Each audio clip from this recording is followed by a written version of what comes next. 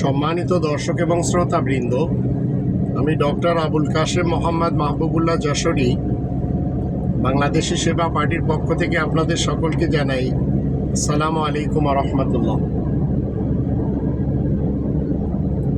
বিয়ার পদ্ধতি মূলত কি, যারা জানে না তাদেরকে আমি জানিয়ে দিতে চাই।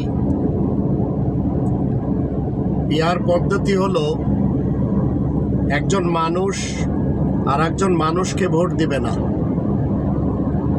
একজন মানুষ যখন আর একজন মানুষকে ভোট দিবে না, তখন বুঝতে হবে এটা কোনোভাবেও বৈধ হবে না। ভোট দেবে মার্কাতে, কোনো প্রার্থী থাকবে না।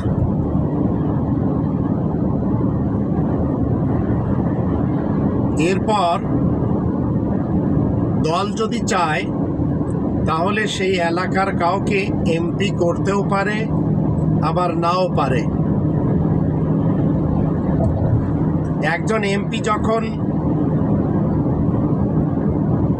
স্থানীয় লোকের জানাশোনা থাকে, একজন এমপি যখন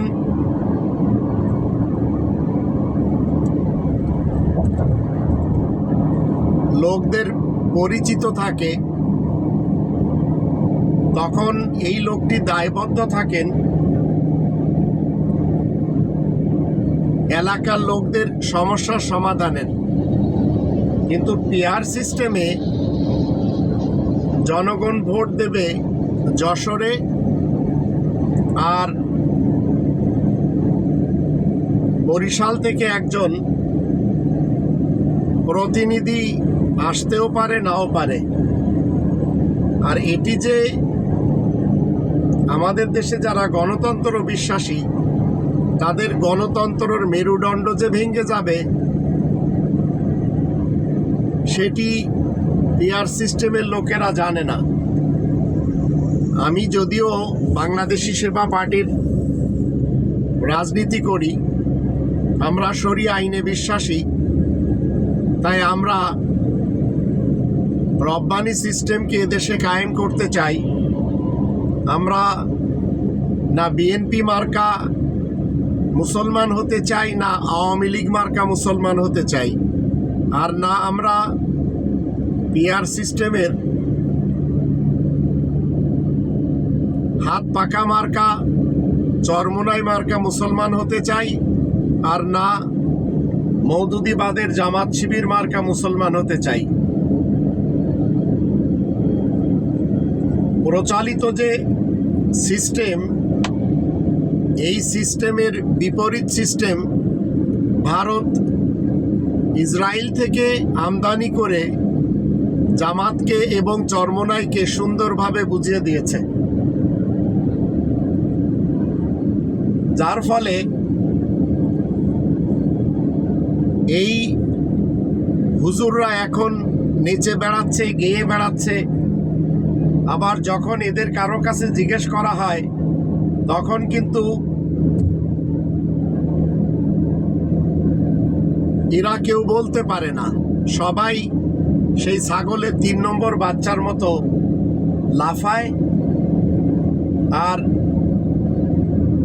তারা তাদের মতো করে, তাদের বড়রা বলেছে, পীরেরা বলেছে, মুরব্বীরা বলেছে, আবার মওদুদিবাদীরা বলেছে, তাই সেগুলি গিলে গিলে খাচ্ছে। আপনি ভোট দিবেন যশোরে, ভোট পড়বে বরিশালে, যেখানে কোনো দায়বদ্ধতা নেই। তবে বিএনপির এবং আওয়ামী লীগের যে গণতন্ত্র, সেটির কোমর ভেঙে যাবে।